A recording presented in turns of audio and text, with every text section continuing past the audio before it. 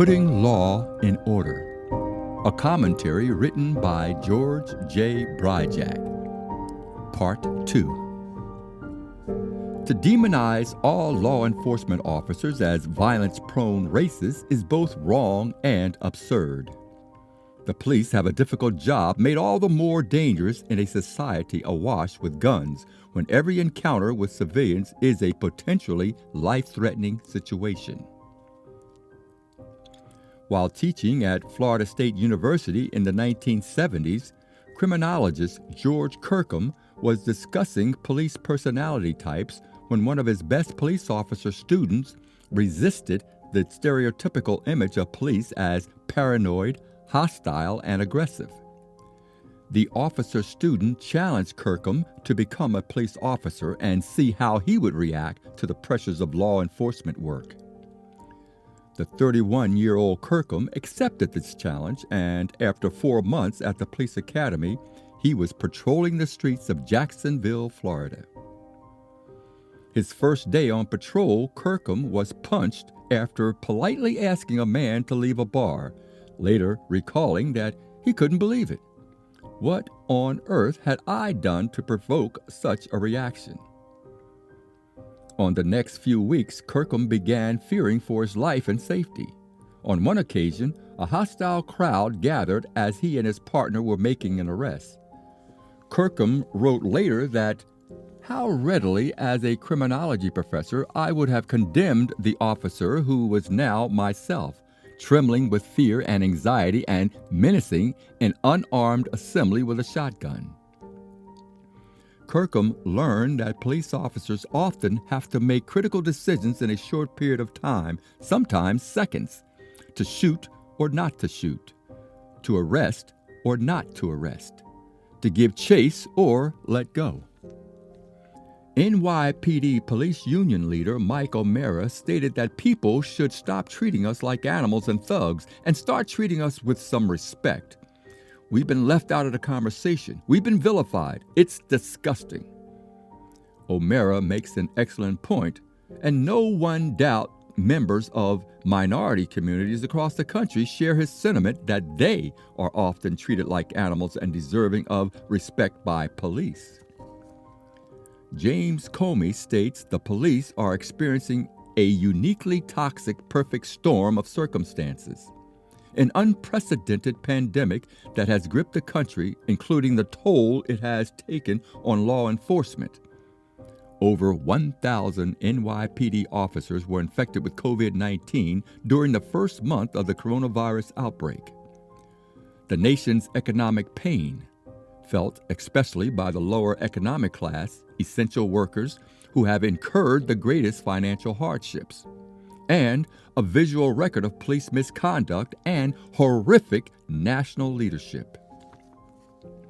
In addition to this perfect storm of events, we have given police the difficult, if not impossible, task of dealing with mental illness, drug abuse and homelessness, social problems that have their roots in economic and political inequality and will certainly increase in scope and severity as a result of the coronavirus pandemic.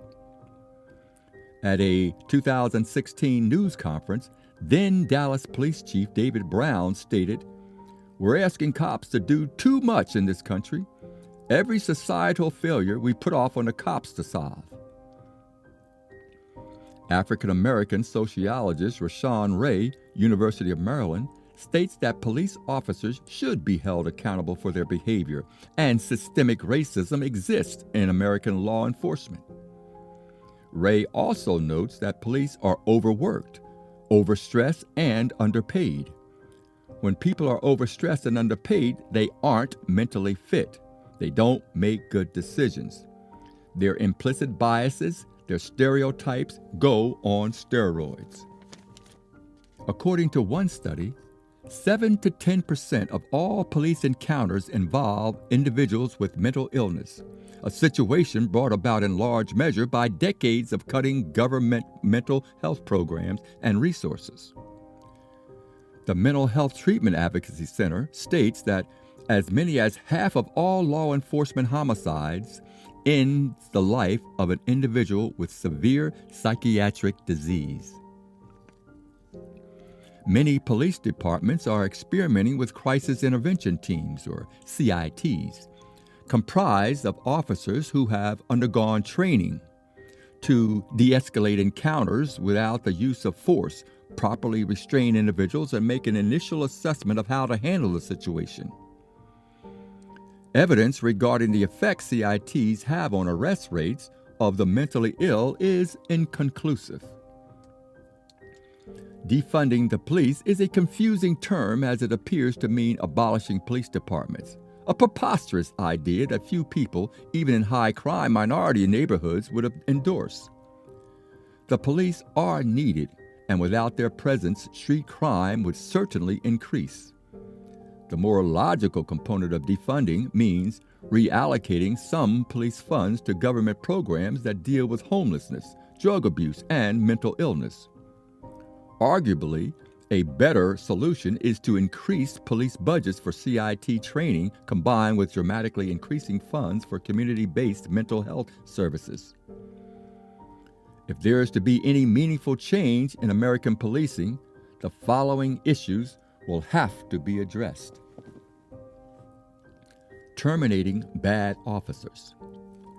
Daniel Oates, who served 18 years as a police chief in 3 departments, Michigan, Colorado, and Florida, stated that police unions have immense power to block the discipline of bad cops. In 9 years as chief in Aurora, Colorado, Oates states that of the 650 officers in the department, he felt 16 should have been fired.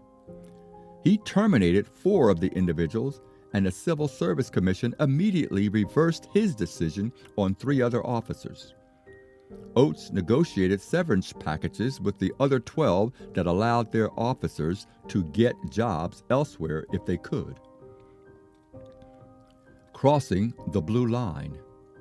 In 2006, Buffalo police officer Carol Horn, a 19-year veteran of the force, was terminated 1 year shy of receiving pension benefits after she intervened to protect a suspect from police brutality. Officer Horn states that she grabbed the arm of a fellow officer who had a chokehold on a handcuffed suspect while other officers present, who could have controlled the suspect if needed, did not intervene. After investigating the situation, the Buffalo PD stated that Horn showed an extreme lack of professionalism, an error in judgment, and had the temperament of an individual entirely unsuitable to address the substantial responsibility of police work. Did the race and/or gender of Officer Horn, black female, the officer administering the chokehold, white male, and the suspect, black male, have anything to do with Horn's termination, or would any officer under similar circumstances who crosses the blue line of silence and solidarity have been terminated? A reliance on force. Both the United States and Canada are racially and ethnically diverse societies, with this diversity clearly evident in cities. Adjusting for the vast population difference, between 1990 and 2015, police in the U.S. used lethal force about 6 times more than Canadian officers. Criminologists at Wilfrid Laurier University in Canada note that Americans think in terms of a police force, while Canadians are protected by a police service. Perhaps this small semantic difference is enough to show how the philosophy and psychology of the entire institution operates from the ground up. Reforming law enforcement will not be easy, as the stiffest resistance to change typically comes from the police themselves. Investigative reporters Baynard Woods and Brandon Soderberg state that a number of cities have attempted to reform the police and failed, including Baltimore, Cleveland, and Minneapolis, before the police killing of George Floyd. The situation was particularly ugly in Baltimore, where police undermined every new policy in an open revolt. You've been listening to Putting Law in Order, a commentary written by George J. Bryjack. If you've enjoyed this reading, you won't want to miss the next commentary, Trumped Up History.